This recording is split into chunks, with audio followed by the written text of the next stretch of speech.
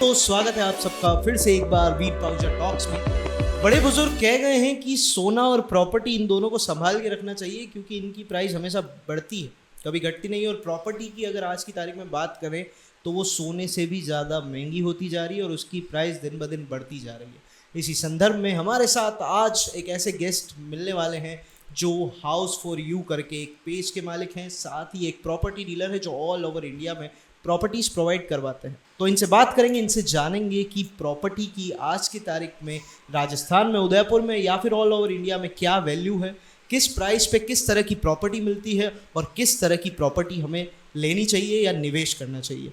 तो बहुत बहुत स्वागत करते हैं हमारे साथ मुकुल जी जोशी का। तो सर बहुत बहुत स्वागत है आपका वीर पाहुजा टॉक्स में। बहुत बहुत धन्यवाद सर। आपके चैनल के माध्यम से मैं आज बहुत सारे लोगों को उनके जो बेसिक मिथ्स हैं प्रॉपर्टी को लेके, उनके सबके बारे में बहुत सारी चीज़ें क्लियर करूँगा।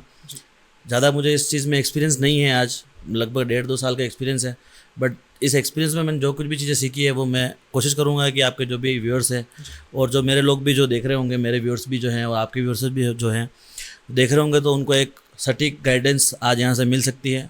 बस मैं आप सबसे एक ही आग्रह करूँगा कि आप इस वीडियो को पूरा देखना, क्योंकि इस वीडियो में आपको बहुत सारी जानकारी ऐसी मिलने वाली है जो अभी तक आपको किसी भी उदयपुर में किसी भी बिल्डर ने या किसी भी प्रॉपर्टी डीलर ने आपके साथ शेयर नहीं की होगी।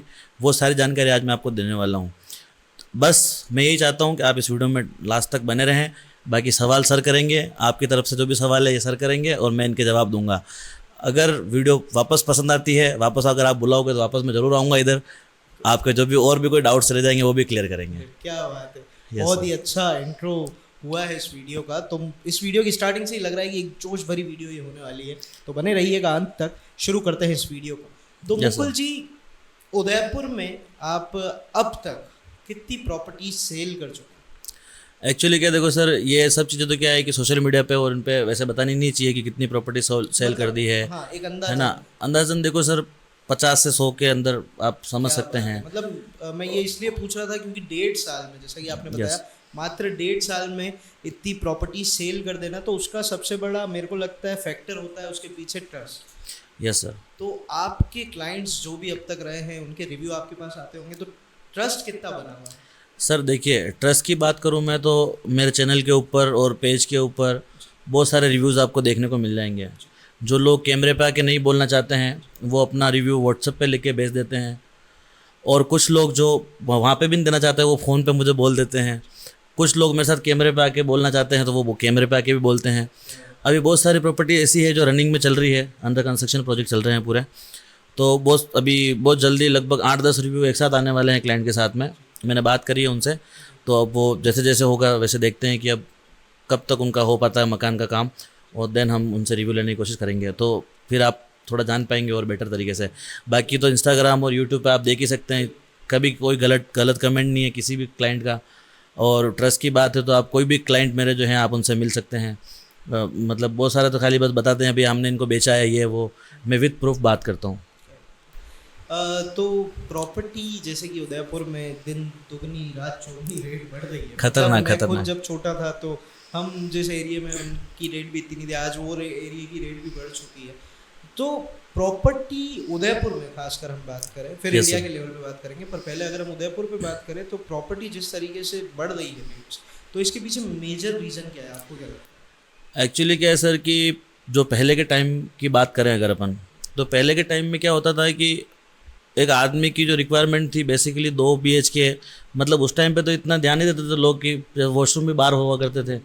आजकल तो सब वॉशरूम भी घर में होने लग गए हैं। तो उस टाइम पे भी ये होता था कि 2 कमरे होते थे, उसमें पूरी फैमिली रह जाती थी, भले 10 जनों की फैमिली हो। मेरे फादर के 9 भाई बहन हैं, तो वो लोग भी सब एक सिंगल मकान से निकले हुए सारे लोग।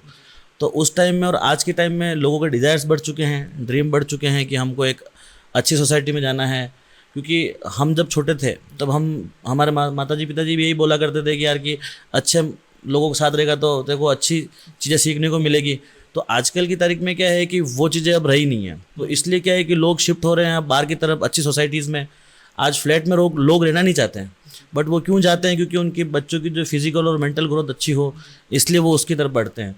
और फिर वापस ये भी बात होती है कि सिटी के अंदर जो है थोड़ी बहुत कंजेस्टेड हो जाता है। वैसे भी आप जानते हैं कि आज आज से 20-25-50 साल पहले मुंबई की हालत क्या थी और आज क्या है। तो धीरे धीरे वैसे भी हमारा देश तो छोड़ो, आप पूरी दुनिया ही उस तरफ बढ़ रही है। और प्रॉपर्टी एक सबसे सेफ इन्वेस्टमेंट है। मतलब आप ये सोच सकते हैं कि एक बार हो सकता है कि बैंक करप्ट हो जाए, कुछ भी हो जाए, बैंक डूब सकता है, सब हो सकता है, बस आपकी प्रॉपर्टी नहीं डूब सकती, बिकॉज वो आपके पास जो है एक ऐसा इन्वेस्टमेंट है जो आपको कभी भी वापस रिटर्न दे सकता है। बहुत सारे लोग हैं जो प्रॉपर्टी पे इन्वेस्ट करते हैं, मतलब ऐसे भी कितने लोग हैं जो एक आदमी के नाम पे बहुत प्रॉपर्टी होती है। तो गवर्नमेंट का कोई ऐसा रूल है मुकुल जी, अगर आपको पता हो, अगर बताना चाहिए कि आप मैक्सिमम इतनी प्रॉपर्टी ले सकते हैं या कोई रूल नहीं है, आप जितनी लेना? एक्चुअली क्या सर, प्रॉपर्टी में ऐसा कोई रूल नहीं है किसी के भी ऊपर, बट हाँ जो बड़े बड़े प्लानर जो होते हैं, ये इनके पास एक सिंगल आदमी के पास सारी ज़मीन नहीं होती है।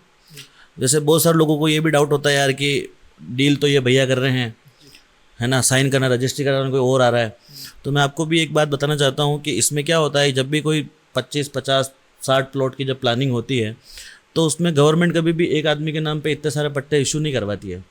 तो वो भी क्या करते हैं कि 5 अपने पार्टनर के नाम पे ले लिए, 5 अपनी वाइफ के नाम पे ले लिए, ऐसे करके वो रजिस्ट्रीज कराते हैं।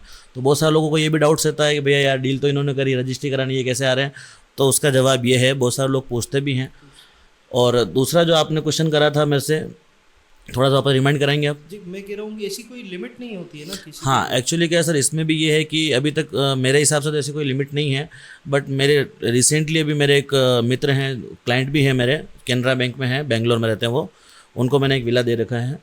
तो उनसे अभी रिसेंटली मेरी मुलाकात हुई थी, 15-20 दिन पहले की बात है। तो उन्होंने मुझे बोला था कि प्रॉपर्टी आप कितनी भी ले सकते हैं, मतलब as a government employ, but आप होल्ड 2 ही कर सकते हैं। अब ये बात उन्होंने बोली है, शायद हो सकता है वो बैंक में है इसलिए उनके ऊपर वो लागू होता हो, अब टीचर्स के ऊपर, इनके ऊपर, क्योंकि जिनकी तो जो ही जानते हैं कि उनके, क्योंकि देखो आज मैं कितनी प्रॉपर्टी ले सकता हूँ, because I am not a government employ.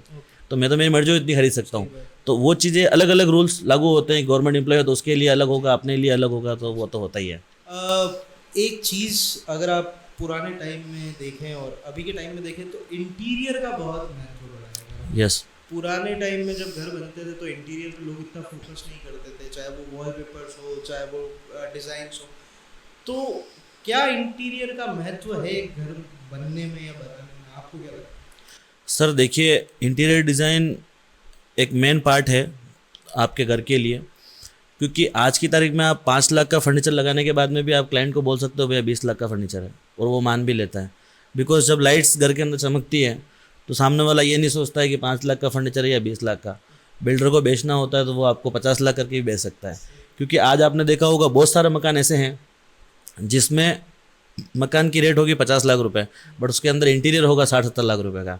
तो उस इंटीरियर की कोई लिमिट, कोई सीमा, कोई बाउंडेशन नहीं है, जितना चाहो आप करा सकते हो। हाँ, बट इंटीरियर इसलिए कराना ज़्यादा अच्छा रहता है बिकॉज घर का एनवायरनमेंट, और आजकल क्या है कि लोग वास्तु को भी मानने लग गए हैं। पहले वास्तु इतना इम्पैक्ट नहीं करते थे लोग, बट आपने सुना होगा, वैसे क्या है थोड़ा बहुत मुझे इस चीज़ का भी नॉलेज है क्योंकि मैं बाय कास्ट ब्राह्मण हूँ, तो मेरे को थोड़ा इसका भी नॉलेज है वास्तु और इन सब चीज़ों का। तो पहले के लोग भी मानते थे कि अपने बिस्तर पे बैठ के खाना नहीं खाते हैं क्योंकि उससे राहु खराब होता है। पहले के टाइम पे लोग नीचे बैठ के खाते थे। तो आजकल क्या एक बहुत सारा चलन से चेंज भी हो चुका है। और इंटीरियर में भी ऐसा है कि उसमें भी वास्तु का बहुत ध्यान रखना पड़ता है अपने को, कौन सी वॉल पे अपन कौन सा कलर कर रहे हैं, कौन सा कलर नहीं कर रहे हैं, कौन सा कलर होगा। तो क्योंकि 5 एलिमेंट है अपने इसमें, 5 एलिमेंट होते हैं, तो सबके अलग अलग कलर्स होते हैं, तो वो भी ध्यान रखना बहुत ज़रूरी है। सिर्फ इंटीरियर करवाना ही ऐसा नहीं है कि यार इंटीरियर करवा दिया तो ठीक है, पता चला 40-50 दिन के बाद वापस उनके घर में दिक्कत आना शुरू हो रही है। तो कलर का भी बहुत खास तौर पे ध्यान रखना पड़ता है अगर अपन इंटीरियर करवा रहे हैं तो उसमें। हाँ बिल्कुल, डेफिनेटली फ़र्क पड़ता है सर। अगर आप कोई भी चीज़ 40 से 50 दिन अगर एक जगह रख के आप देखते हो तो आपको डेफिनेटली फ़र्क लगने लग जाएगा सर। तो मार्केट में बहुत ऐसे लोग भी हैं जो प्रॉपर्टी के नाम पे कह सकते हैं, मैं लोगों को जानता नहीं, पर मैंने ऐसा सुना है कि बहुत लोग लोगों को ठगते भी। मतलब अगर उसकी वैल्यू मान लीजिए आप कोई प्लॉट है उसकी वैल्यू 50 लाख है, पर मार्केट में वही एक प्रॉपर्टी डीलर उसको, मैं मतलब बहुत से ऐसे हैं, कोई 60 लाख में बेच रहा है, कोई 70। तो इन लोगों से कैसे, अगर कोई व्यूअर जो आपका और मेरा देख रहा है, कैसे बच सकता है? एक्चुअली क्या होता है सर, इसमें 2-3 चीज़ें होती हैं। पहली ये होती है, जैसे मान लीजिए कि आपका एक प्लॉट है, आपको बेचना है 40 लाख रुपए में। लाइक मानो कि एक कोई बंदा है ए, जिसको आपने बोला भैया मुझे प्लॉट बेचना है 40 लाख में। अब उसके पास मान लो कोई क्लाइंट नहीं है, ठीक है, तो वो क्या करेगा, उसके कोई फ्रेंड होंगे और जो ब्रोकरेज का काम करते हैं, उसने उसको ट्रांसफ़र कर दिया कि भाई 40 लाख में प्रॉपर्टी बेचनी है इनको, बट वो आपसे भी एक बात बोलेगा, सर आपको 40 लाख बोलनी है तो मैं मार्केट में 42 लाख डिमांड करूँगा, तो 2 लाख रुपए उसने वहाँ बढ़ा दिए। देन जब वो उसके फ्रेंड को रेफ़र करेगा तो वो प्रॉपर्टी वहाँ पर भी बोलेगा भाई 42 तो मुझे चाहिए, अब इसके ऊपर तेरे को जितने चाहिए वो लेके आया। मान लो अगर वहाँ पे 2 से 3 ब्रोकर्स मिल गए, मैं किसी की बुराई नहीं कर रहा हूँ, बट ये बिल्कुल फैक्ट बात है मार्केट की, मैं सिर्फ उदयपुर की बात नहीं कर रहा हूँ, ऑल ओवर इंडिया की बात कर रहा हूँ मैं, पूरी दुनिया में यही होता आ रहा है। प्रॉपर्टी की रेट्स होती नहीं है, इस तरीके से बढ़ाई जाती है। तो लोगों को क्या लगता है यार कि हम एक राइट बायर कैसे ढूंढें, है ना। मेन मुद्दा ये है कि राइट सेलर कौन है, सबसे बड़ी बात तो ये है। बायर तो चलो ठीक है हमको ढूंढना है, बट राइट सेलर कौन है वो मिलना आज की तारीख में बहुत मुश्किल होता है वैसे तो। बट आजकल फिर भी लोग अपने टुकड़म निकालने लग गए हैं कि आसपास के पड़ोसियों से पूछ लिया भैया ये प्लॉट किसका है, ये मकान किसका है, अगर वहाँ से मिल जाए तो बेस्ट है। क्योंकि वहाँ पर क्या होता है सर कि ब्रोकर जो होता है वो कट जाता है वहाँ से।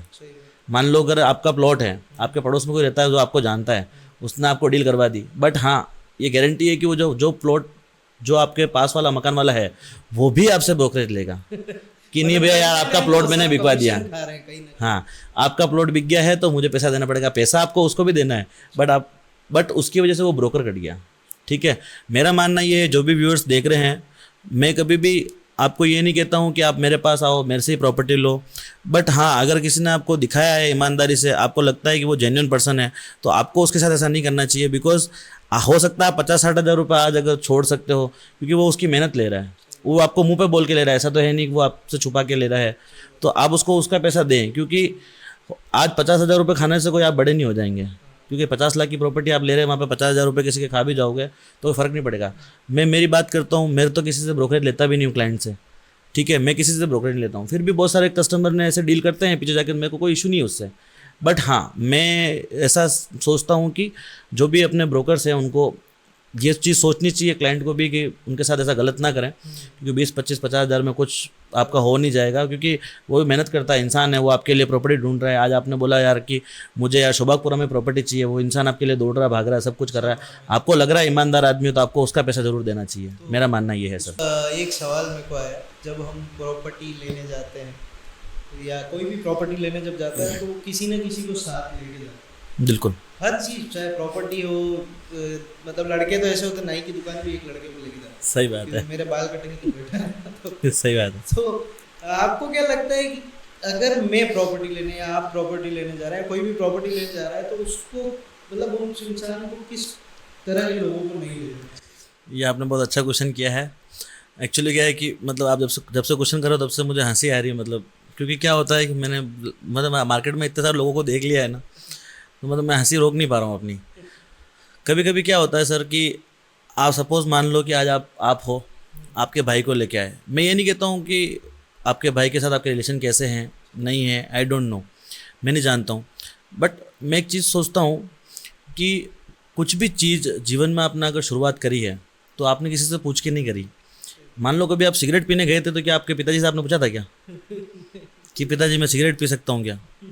आपने आपके भाई से पूछा था, भाभी से पूछा था, या मम्मी से पूछा था, किसी से पूछा था क्या? दारू पीने के पता पूछा क्या? अब लोग बोलेंगे यार दारू से प्रॉपर्टी क्या लेना देना। तो मैं एक बात बता देना चाहता हूँ कि दारू भी तो आपका शरीर ख़राब कर रही है ना सर। अगर मान लो कभी हॉस्पिटल में भर्ती हो गए, आप कैंसर वैंसर हो गया, 20-25-50 लाख रुपए निकल गए तो हो गए ना प्रॉपर्टी के बराबर भी। आज 10 लाख में तो प्लॉट भी मिल जाता है, 10 लाख में कैंसर का ऑपरेशन हो जाएगा। तो कहने का मतलब वो है कि अगर आपको प्रॉपर्टी लेनी है तो मेरा मानना ये है कि आप अकेले आओ, आपकी वाइफ के साथ आओ, आपके मदर फादर को आप ज़रूर इंट्रोड्यूस करो उसके अंदर, मैं मना नहीं करता हूँ, बट आपके रिलेशन वाले जो भी हैं, ब्रदर हो गया, दूर के कजिन्स हो गए, इन लोगों को आप इन्वॉल्व ना ही करो तो बढ़िया है। क्योंकि मेरा मानना सर ये है कि अगर आपकी इच्छा हो रही होगी ना प्रॉपर्टी लेने की भी, तो वो आदमी आपको हटा देगा वहाँ से, या आप किसी नेबर को भी लेके आते हो साथ में तो हटा देंगे। क्योंकि क्या होता है सर कि बहुत सारे लोग उदयपुर में किराए पे रहते हैं आज की तारीख में। यहाँ पे रेंटल, बहुत प्रॉपर्टी रेंटल पे चल रही है और बहुत लोग रेंट पे रहते हैं। मेरे पास ऐसे लोग भी आते हैं कि सर हम पढ़ने आए हैं उदयपुर, 4-5 साल हम यहाँ रहेंगे, तब तक कोई प्रॉपर्टी दिला दो हमको तो हम रेंट नहीं भरे और उधर हमारी प्रॉपर्टी भी हो जाए। तो क्या होता है कि जैसे आज रेंट पे आप रहते हो तो आपको कोई नेबर है उसको आप साथ में लेके आते हो, तो क्या होता है उस आदमी ने कभी कोई प्रॉपर्टी नहीं खरीदी है, तो वो आपको राय देने वाला कौन बनता है कि आपको यहाँ लेना चाहिए या नहीं लेना चाहिए? अरे फ्यूचर तेरे को क्या पता भाई, फ्यूचर तुम्हारे बच्चे तुम्हें पैदा होकर तुम्हें कमा के देंगे, क्या गारंटी है? तो तुम उस प्रॉपर्टी के बारे में कैसे बोल सकते हो कि वो सही होगी या गलत होगी? मतलब ये एक वो चीज़ होती है। और दूसरा ये होता है, देखो कि आपके चाहने वाले कभी भी ये नहीं चाहेंगे कि आप आगे बढ़ो उनसे, भले वो कितने भी अच्छे आपके मिलने वाले हों, कितने भी क्लोज रिलेटिव हो, वो कभी नहीं चाहते आप आगे बढ़ो। अगर उनको समझ में भी आ रहा होगा ना कि यार ये प्रॉपर्टी इसके लिए अच्छी है, वो कहीं ना कहीं टांग अड़ा देगा, अरे यार दूर बहुत पड़ रही है यार, अरे यार रोड भी सही नहीं है यार, अरे यार ये भी सही नहीं है यार। तो मतलब कहने का मतलब ये है कि बहुत सारी चीज़ें मैं चाहता हूँ कि अगर आप प्रॉपर्टी ले रहे हैं ना, तो आप डिसीजन आपके खुद के डिसीजन होने चाहिए। बिकॉज रहना आपको है उस मकान में, सब कुछ आपको करना है। मान लो आज आपने प्रॉपर्टी ले भी ली और नहीं भी ली, मान लो आपने किसी के कहने पे आपने प्रॉपर्टी नहीं ली, 5 साल बाद अगर पछताना पड़ा तो क्या करोगे? उसकी गर्दन पकड़ोगे? क्योंकि देखो क्या होता है, मेरी 2 ही चीज़ें सर, मैं लाइफ में मेरे खुद के रूल्स मैं खुद बनाता हूँ। मेरा मानना सर ये है कि नहीं करने से अच्छा करके पछताना। एटलीस्ट बस 50 लाख की चीज़ आपने खरीद लिया है तो यार 50 तो मिल ही जाएगा ना। प्रॉपर्टी डेप्रिसिएशन तो नहीं जाएगी ना, उससे ऊपर ही जाएगा पैसा। चलो फ्लैट के लिए जरूर मैं बोल सकता हूँ, चलो हो सकता है वो डेप्रिसिएशन चला जाए एक बार, बट आपके लिए प्रॉपर्टी तो आपको यार प्लस पॉइंट देके ही जाएगी। तो उसमें दूसरे लोगों को क्यों सुनना? आपको डिसीजन आपको खुद के होने चाहिए। तो ऐसा कोई वाकया हुआ आपके साथ जिसको सोच के आज हंसी आती है? मेरे साथ ऐसे बहुत सारे वाकये होते हैं भैया। कुछ अगर बताना चाहो। मेरे एक क्लाइंट है, बहुत अच्छे हैं, मतलब बाद में मेरे मित्र बन गए थे। वो बेंगलोर में वर्क करते थे, अभी तो वर्क फ्रॉम होम ही करते हैं उदयपुर में। उनके साथ में एक बार एक लड़का आया था, वो थोड़ा क्या पेशे से थोड़ा सिविल इंजीनियर था। तो मैंने उनको मकान बताया, भैया सॉफ्टवेयर इंजीनियर है वो, अब तो हमारी दोस्ती होगी काफ़ी गहरी, उन्होंने मेरे से मकान भी लिया, अभी थोड़ा देर में उनका इनॉग्रेशन भी है। तो वाकया वो बहुत हंसी आती है मुझे, क्योंकि मेरे को पता है कि मेरी उनसे बात हुई थी 18 दिसंबर 2022 में, फ़ोन पे बात हुई थी रात को 11 बजे कि भैया मैं आना चाहता हूँ। तो 22 तारीख को मैंने उनको दिखाया था, 22 दिसंबर 2022 को मैंने एक मकान दिखाया था उनको। मकान का मैंने वीडियो अपलोड किया था और मकान अच्छा था, तीतड़ी में था, 1100 स्क्वायर फीट का मकान था। तो मैंने दिखाया उनको, तो उनके साथ में भाई साहब आए। वो भाई साहब बहुत ज्ञानी, सिविल इंजीनियरिंग की अभी भी पढ़ाई करी, तो उनको था जोश कि भैया हम सब हैं। तो ठीक है, वो मकान दिखाया, उन भैया को समझ में भी आया, डील तक भी हमारी बात पहुंच गई थी। तो फिर भाई साहब वो आए, भाई साहब आते ही मुझे बोले कि इसका तो सरिया ऐसे जा रहा है, इसका तो कॉलम इधर जा रहा है, इसका कॉलम उधर जा रहा है। मैंने बोला यार गजब बातें कर रहा है यार आदमी यार ये। तो मैंने उन भैया को पूछा, मैं बोला भैया कौन है ये? तो बोले यार कि ये तो हमारे मित्र हैं, साथ में पढ़े लिखे हैं, तो सिविल इंजीनियर कर रखा है, तो इसलिए बोल रहे होंगे। तो फिर देखो एक्चुअली क्या, अब ये बात ज़्यादा बोलनी नहीं चाहिए, बट फिर मैंने बोला कहाँ से पढ़े हो आप? तो उन्होंने बोला मैं फलाना वहाँ से पढ़ा हूँ। मैं बोला कौन सी गली में रहता? उस गली में। उस गली के मैंने 2-4 लोगों का नाम बता दिए जो अच्छे बिजनेसमैन हैं और मतलब प्रॉपर्टी में उनका अच्छा नाम है।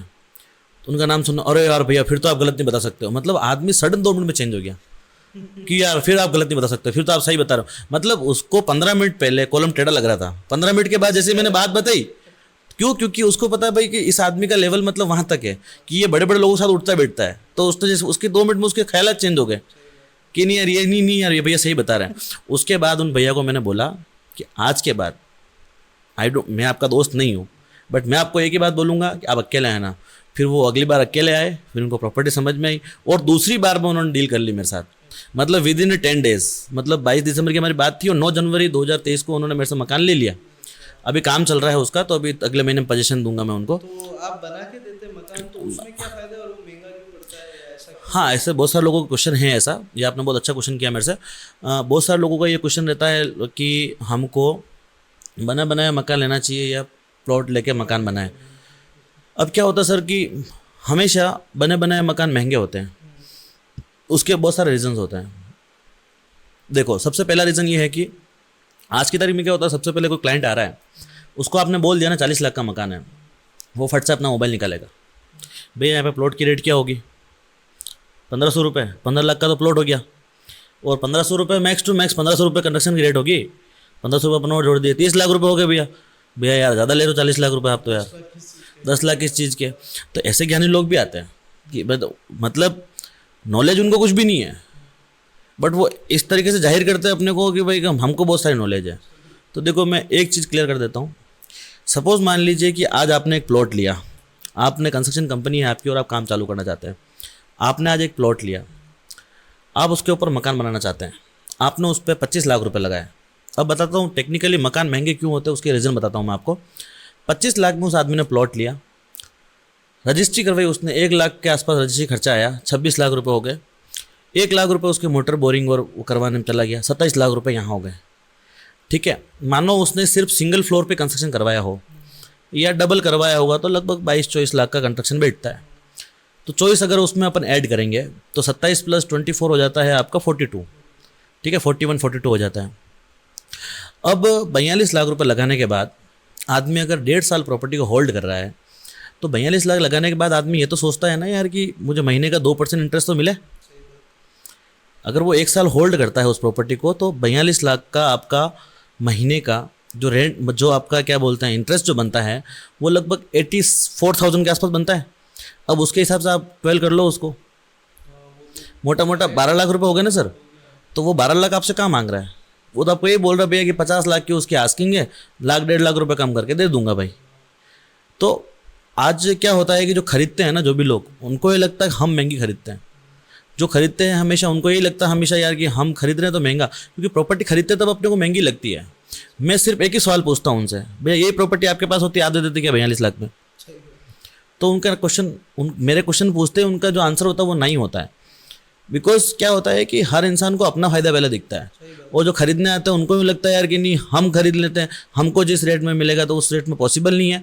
अगर आपको फिर भी लगता है कि यार नहीं हमको हमारे हिसाब से चाहिए तो फिर आप प्लॉट लेके आप खुद बनवा लो ना। एक सवाल था, शायद ये आपका क्रॉस क्वेश्चन हो सकता है, बताइए। वो ऐसा ही हमने मकान ले लिया, मान लीजिए किसी Yes. ने भी, अभी अगर उसकी क्वालिटी अच्छी होगी इसकी क्या गारंटी है? हाँ, देखो क्वालिटी कंस्ट्रक्शन में भी ऐसा होता है भैया कि आज की तारीख में मार्केट में 1300 रुपये से लगा के 2000 रुपये तक के कंस्ट्रक्शन होते हैं। ठीक है, बिल्डर जनरली मैं बोलता हूँ आपको, सब बिल्डर तो ऐसा नहीं करते हैं, बट कुछ बिल्डर होते हैं तो वो लोग क्वालिटी में कॉम्प्रोमाइज़ करते हैं, ऑब्वियस सी बात है, करते हैं ये। उसका नाम वैसे ही नहीं चलेगा फिर। नहीं, एक्चुअली क्या होता है ना सर, मैं बताता हूँ आपको कि जो लोग मिडिल क्लास वाले लोग होते हैं, जिनको कंस्ट्रक्शन से कोई लेना देना नहीं होता, मैं है ना पहले भी कई लोगों को समझा चुका हूँ कि 30 लाख के 25 लाख के जो मकान होते हैं नहीं खरीदने चाहिए।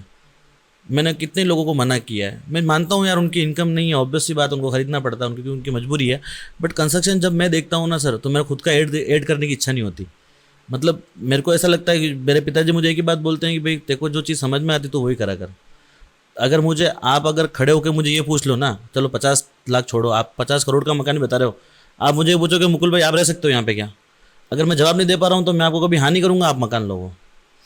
कहने का मतलब यही है कि आप मुझे ये बोलो कि मुकुल भाई आप रह सकते हो यहाँ पे, तो मैं अगर मेरी अंदर की आत्मा ही नहीं मान रही हो तो मैं आपको क्या गवाही दूंगा कि नहीं आप ले लो, आप मना करो। मैं इज्जत से जीने वाला इंसान हूँ। मैंने मेरी लाइफ में कभी किसी के सामने हाथ नहीं फैलाया, ये वो मैंने सब मेहनत से करा जो करा। और मुझे पता है कि इंसान मेहनत करके ही पैसा कमाता है, उसका एक एक पैसा बहुत कीमती होता है। कि वो मैं चाहता हूँ कि वो ऐसी जगह पैसा लगाए जहाँ से उसको लाइफ में कभी उसको ये नहीं लगे यार कि मैंने गलत जगह पैसा डाल दिया। और ये होता है। और कंस्ट्रक्शन में मैं ये नहीं कह रहा हूँ, देखो मैं इस लाइन में हूँ तो मैं बड़ा ही नहीं करूँगा, बट है कुछ लोग होते हैं ऐसे जो कंस्ट्रक्शन अच्छा नहीं करते, बहुत गंदा करते हैं। इनसे बच के रहना हाँ, इनसे बच के रहना चाहिए, बिल्कुल रहना चाहिए। बट क्या होता है देखो कि अब वापस हो जाता है, बजट के ऊपर भी बात आ जाती है कि बजट अगर आपका जैसे एप्लीकेबल कर रहा होगा, आज मैं 50 लाख का मकान अच्छा दिखा रहा हूँ, 40 लाख का मकान भले घटिया में मिल रहा है, बट आपका बजट 40 का है तो आप वही लोगे। बट हाँ, मेरा मानना ये है कि अगर आपका बजट कम है फिर भी आप प्लॉट लेके बनवाओ तो बढ़िया है। क्योंकि जिस रेट में, जैसे मान लो 25 लाख में अगर वो मकान बेच रहा है तो अप्रॉक्स उसको भी प्लॉट 10 लाख का ही पड़ा होगा, ठीक है ना। तो 15 लाख में अगर वो कंस्ट्रक्शन करवा रहा है तो इससे बेटर फिर आप करवाओ। तो क्या है कि आपको आपके हिसाब से मकान बन जाएगा, और हो सकता है 1-1.5 लाख ज़्यादा लगेंगे और आपको कंस्ट्रक्शन की क्वालिटी भी अच्छी मिल जाएगी। अच्छा, अभी उदयपुर में एज ए प्रॉपर्टी डीलर आपका नॉलेज भी होगा, कौन कौन से एरिया है जहाँ पे इन्वेस्ट करना चाहिए? देखो सर, मेन तो अब मैं बात बताता हूँ अपना, जो उदयपुर की बात करें अगर अपन, तो उदयपुर में क्या है कि टोटल 4 कोने हैं। एक आपका बलीचा हो गया, दूसरा आपका रामपुरा हो गया, तीसरा आपका सुखेर के बाद अम्बेरी जो एरिया आता है वो हो गया, चौथा एरिया हो गया आपका देबारी और डबोक साइड वाला। अब मैं आपको टेक्निकली अगर बात करूं तो मीरा नगर, शोभागपुरा, सेक्टर 3, 4, 5, 11, 14, यहाँ पर आज की तारीख में 4,500-5 हज़ार रुपये से नीचे कोई प्लॉट मिलेगा नहीं आपको। ये मतलब वर्स्ट रेट बता रहा हूँ, मिल जाए तो अच्छा है, ये मिनिमम रेट, इससे ऊपर ही आपको मिलेगा। अगर आप कोई इन्वेस्ट करना चाहते हो तो आपको हमेशा सिटी से बाहर करना चाहिए। वहाँ उस एरिया में देखो, बड़े बड़े जो इन्वेस्टर होते हैं वो कैसे पैसा कमाते हैं, वो वहाँ पर जाते हैं जहाँ पर पहले कोई नहीं आया, सही बात है। और वो फिर वहाँ से पैसा कमाते हैं। बहुत बहुत ऐसे एग्जांपल है ना, बहुत सारे एग्जांपल ऐसे आपको मिल जाएंगे। इन बड़े बड़े इन्वेस्टर ऐसी जगह जाते हैं जहाँ पे कोई नहीं जाता है, सबसे पहले वही जाते हैं वहाँ पे, और वो वहाँ पे ख़रीदते हैं। उनको पता है कि ये प्रॉपर्टी आज मैं चांदी खरीद रहा हूँ, कल मेरा सोना हो जाएगी। ठीक है, अब एरिया की बात करें अगर अपन, तो आज की तारीख में डेवलपिंग एरिया जैसे अभी साउथ एक्सचेंज चल रहा है, यूआईटी का भी जो प्लान है 2 साल का वहीं चलेगा अभी काम। तो अगर किसी को भी लेना हो प्लॉट अभी, तो अभी भी 3-3.5 हज़ार की रेटें हैं वहाँ पे, अभी भी ले सकते हैं आप। वहाँ पे मैक्सिमम 5-1 हज़ार रुपये के आसपास जाएगी रेट, 5-5.5 हज़ार रुपये आने वाला 2-2.5 सालों में। क्योंकि मेरा एक वीडियो है यूट्यूब पे, मैंने डाल रखा है नवंबर, हाँ लिंक डिस्क्रिप्शन में डाल दूंगा भले मैं आपको। नवंबर 2022 की बात है, मैंने वहाँ पे 1700-1800 रुपये में प्लॉट देने की बात कही थी, तब रोड नहीं थी वहाँ पे। आज वही प्लॉट 3-3 हज़ार रुपये में बिके हैं, और वहाँ पे अब 60 फीट रोड भी बन गई है, 200 फीट रोड भी बन गई है, 100 फीट की रोडें भी हो गई है। उस टाइम जब मैं लोगों को लेकर जाता था बोलते थे अरे यार यहाँ पे क्या रोडें बनेगी, क्या है। तो हम लोग कभी यूआईटी में बैठते हैं साथ में, तो हमको पता होता है कहाँ पे कौन सा ज़्यादा चल रहा है काम, तो वहाँ पर हुआ। और अभी आने वाला 2 साल में यूआईटी का उधर ही मानस है, पूरा उधर ही काम होगा अधिकतर। फिर उसके बाद अंबेरी में भी होगा। बट मैं चाहता हूँ कि अगर आपको अच्छा रिटर्न चाहिए तो आप देबारी और डबोक की तरफ कर सकते हैं, क्योंकि आप जनरली ये देखेंगे कि आज से 20-25-50 साल पहले एयरपोर्ट सब सिटियों में बाहर ही होते थे, और आज की तारीख में सब सिटियों के अंदर एयरपोर्ट आ गए, एयरपोर्ट सिटी के अंदर आ चुके हैं, और सिटी उससे भी आगे फैल चुकी है। अब मैंने जो आपको 3 कोने बताए थे उदयपुर के, 4 कोने बताए थे बेसिकली। पहला कोना था अपना जो मैंने बताया था बलीचा। अब बलीचा में क्या भैया, देखो आगे आगे अरावली की पहाड़ियाँ हैं, ठीक है ना। अब वो पहाड़ियाँ इतनी नहीं कट सकती है जितनी कॉलोनियाँ बन जाए, और सब एंड हो चुका है। रामपुरा है तो रामपुरा से आगे भी आपको पता है कि उधर भी पहाड़ियाँ बड़ी बड़ी है, तो वो कटेगी नहीं ज़्यादा। ठीक है, आपका टनल वाला जो एरिया है अंबेरी नाथद्वारा वाला रोड, अंबेरी तक प्लॉट्स कट चुके हैं ऑलरेडी। वहाँ पे भी आज 2200-2300 रुपये की रेट है। मेरे मामा जी को मैंने अभी 2 दिन पहले ही प्लॉट दिया वहाँ पे, तो वहाँ पे भी टनल से आगे लोग जाएंगे नहीं। अब बचा देबारी और डबोक वाला एरिया। ये एरिया ऐसा है ना कि अगर 50 किलोमीटर तक भी सिटी फैलती है ना, तो इधर इतनी जगह पड़ी हुई है, कहीं पहाड़ काटने की जरूरत ही नहीं है, खुला मैदान है। तो उधर वाला एरिया बहुत बढ़ेगा। यूआईटी के मास्टर प्लान 2031 तक के आ चुके हैं। डबोक से 5 किलोमीटर आगे तक यूआईटी पहुंच चुकी है, गवर्नमेंट खुद आगे तक पहुंच चुकी है, अपन नहीं पहुंच रहे। बस अपना वही है भैया, 30-40 लाख में सेक्टर में मकान मिल जाए तो वो 400 फीट के मकान ही मिलेंगे। बड़े मकान मिलने की आप उम्मीद नहीं करो तो बढ़िया है। बिल्कुल सही बात है। मेरे को बहुत अच्छा लग रहा है आपसे बात करके। अगर हम इस शो का समापन करते हैं, तो उससे पहले अगर आप कोई मैसेज देना चाहें अपने और मेरे व्यूअर्स को, प्लीज़। देखिए, मैं आपसे एक ही बात बोलना चाहता हूँ कि प्रॉपर्टी आपको देखनी चाहिए। बिल्कुल एक अच्छा इन्वेस्टमेंट भी है अगर इन्वेस्टमेंट करना चाहते हैं तो। कभी कभी क्या होता है कि आपको भी कोई सही राय देने वाला नहीं होता है, तो मैं ये नहीं कहता हूँ कि मैं सही राय दे रहा हूँ इसलिए आप मेरे पास ही आओ। किसी को भी पकड़ सकते हो आप। अगर मेरे से बात करनी हो तो आप मेरे से भी कर सकते हो। हाँ, मेरे से अगर बात करो तो मैं आपको एक ही बात बोलता हूँ, कड़वी बात बोलूँगा मैं बिल्कुल। अगर आप सहन कर सकते हो तो मेरे से बात करना, बिकॉज मैं गलत नहीं बोल सकता, मैं कभी भी झूठ नहीं बोलता हूँ। मैं ये नहीं चाहता हूँ कि मैं आपको कोई झूठी राय दूँ और कल आप फंस जाओ कहीं। तो मेरे साथ बात करने का ये है कि आपको कड़वा बनना पड़ेगा, क्योंकि मैं बिल्कुल क्लियर बोलता हूँ। अगर नहीं मिल पाएगा मतलब नहीं मिल पाएगा। फालतू में मैं आपका टाइम भी वेस्ट नहीं करूँगा, मेरा टाइम भी वेस्ट नहीं करूँगा, क्योंकि टाइम की बहुत कीमत है, आप जानते हैं आज की तारीख में। बाकी आप लोग धीरे धीरे पिछड़ते जा रहे हैं पीछे। तो आज भी आप प्रॉपर्टी लेना चाहते हैं, आप ले सकते हैं, किसी से भी लें आप, मुझे कोई दिक्कत नहीं है। आप मेरे से ही लो, मेरे से भी ले सकते हो, किसी से भी लो आप। बट जो मैंने बताया था आपको कि ब्रोकरेज किसी की भी नहीं खाओ तो बढ़िया है, क्योंकि देखो वो भी मेहनत करता है आदमी, आपको हर चीज़ दिला रहा है, मेहनत कर रहा है, तो उसका कमीशन आपको नहीं खाना चाहिए। 20-25-50 हज़ार में कुछ नहीं होगा। देखो वो उसका भी घर आपकी वजह से चल रहा है, वो आपको दिखा रहा है तो उसका घर आपकी वजह से चल रहा है। आज मैं भी हूँ तो मेरा घर भी ऐसे ही चल रहा है। बट मेरा मानना ये है कि अगर आपको किसी से इन्वेस्ट भी करना है, प्रॉपर्टी लेनी है, आप अच्छी जगह लो, आराम से, कोई दिक्कत नहीं है। आप मुझसे डिसीजन पूछ सकते हो कि अगर आपको डिसीजन लेने में कोई दिक्कत आ रही है कि हम भैया किस तरफ लें, तो अपन बिल्कुल, मैं आपको डेफिनेटली आपको सही राय दूंगा, कभी भी गलत राय नहीं दूंगा मैं आपको जहाँ बोलूँगा आप अगर वहाँ पे इन्वेस्ट कर सकते हो आप करें आराम से। मेरे पास बड़े इन्वेस्टर भी हैं, छोटे इन्वेस्टर भी हैं। मैं हर एक इंसान की कदर करता हूँ, क्योंकि मैं खुद भी नीचे से उठ के आया हुआ हूँ, तो इसलिए मुझे पता है कि 20-25-50 लाख में मकान नहीं मिलते हैं, फिर भी मैं कोशिश करता हूँ मेरी पूरी कि मैं आपको दिला पाऊँ। तो बस मैं यही बोलना चाहता हूँ, आपको अगर कुछ भी आपको ज़रूरत लगती है मेरे से रिलेटेड कि मैं आपकी कोई हेल्प कर सकता हूँ। अच्छा, एक बात और भी है कि अगर आपने मेरे से प्रॉपर्टी नहीं भी खरीदी है ना, ये आपको मैं एक फ्री सर्विस दे रहा हूँ। अगर आपने मेरे से प्रॉपर्टी नहीं भी खरीदी है, आपने मेरे से कभी बात नहीं भी करी है, चाहे आपने कोई प्रॉपर्टी किसी और से ख़रीद ली है, आप उसके बारे में मुझसे कोई गाइडेंस भी लेना चाहते हो तो मैं बिल्कुल दूंगा, उसका कोई चार्ज नहीं है। आप बोलो विजिट करके भी देख लो भैया, अगर मैं फ्री हुआ तो मैं ज़रूर आऊँगा बिल्कुल वहाँ पे भी।